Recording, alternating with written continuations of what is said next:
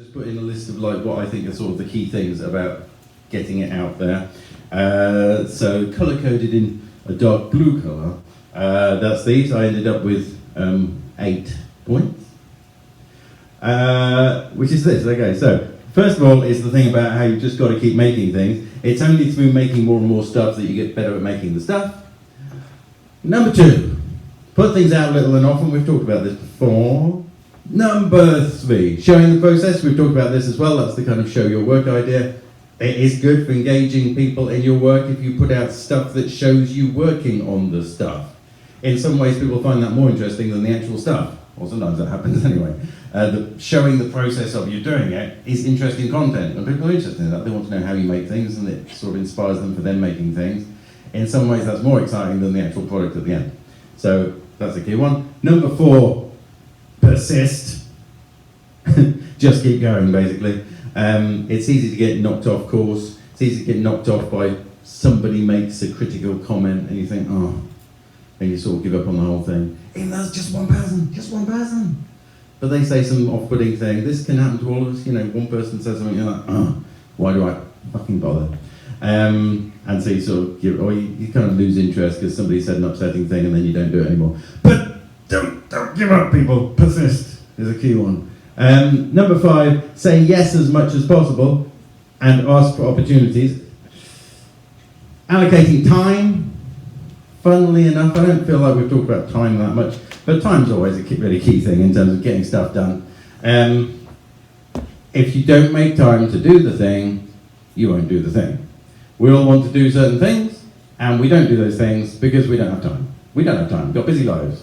No, there's no time. That's common, you know. But there's a solution to that, which is called allocating the time. If you make essentially an appointment in Google Calendar or whatever it is you do, that says you are going to do this thing at this time, and you actually do it, that's the time for doing it. And during that time, you don't have to worry about all of the 800 other things you've got to do, because that's the time for doing it.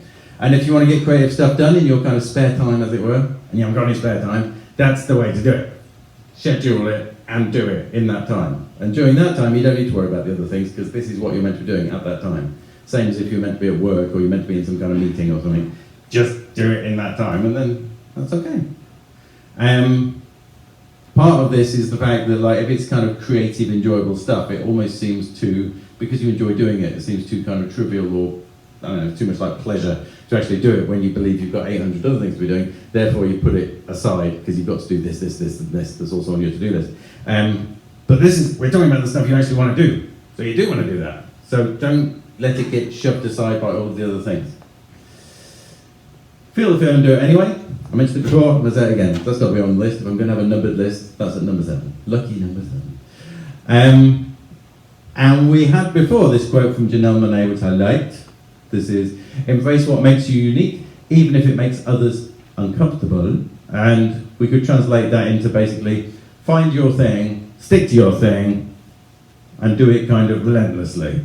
So you've got a particular way of doing a thing. It's your way of doing the thing. It's not how other people do the thing, and that's okay because it's your way of doing the thing. If you've got any kind of distinctive or quirky way of doing your thing, stick to that, and that is good because that is your own personal kind of brand thing. And do it a lot. Let people know that that is your thing that you're purposefully doing, not by accident, not because you're like not competent to do it the other way, but because you are choosing to do it that way and do it like that. That's good. And then we've also got 8B and 8C. 8B is the whole point of the long tail. You know the long tail argument? The thing of the long tail is, that's the most popular stuff right up at the top. This is everything else along here. And in the digital age, well then this just goes on forever with all of the other stuff. The vertical axis is level of popularity. So none of this stuff is popular, but there's tons of it. But they're filling niches. It all gets attention. People are interested in all of that stuff. It's just, it's not Taylor Swift up there, it's lots of other things down here. Delightful, fascinating, experimental and interesting things. And the whole point of that is, not everybody likes everything. We can't all be doing the most popular thing. There's no room in the marketplace for that anyway. And it's really hard to get up there. But the fact that not everybody likes everything also means 8C, it's a pie chart. You only need the people who are going to like your kind of thing up there. It's not everybody, but it's some people, because the other people don't like your kind of thing anyway. So, so even when 90% of people seem to think that what you're doing isn't a good idea, that doesn't matter, because you've got the 10% who do. And as long as you can cling on to that and not be put off by everybody else, then you're doing well. It's hard not to be put off by the other people that don't like your thing. But they're never going to like your thing. It's not their kind of thing. That's the whole point. That's why they don't like your thing, because it's not their kind of thing. So you can just forget about them. It's hard to forget about them, but you can just forget about them and be happy about the people that do like your thing and build out that audience, because that is the audience that actually works and is helpful and is nice, and we like those people. So that's it. That was my list of stuff.